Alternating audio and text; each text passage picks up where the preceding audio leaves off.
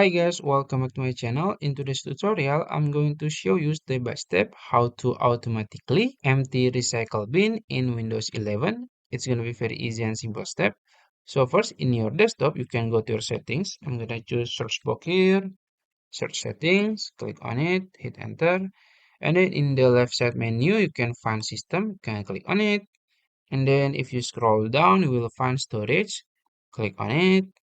And then in the storage panel, you will find storage sense. Make sure it's turn it on. After that, you can click on it. And then in the configure cleanup schedules, you will find delete files in my recycle bin if they have been there for over. So you can now choose to maybe 1 day, 14 days, 30 days, and others option here.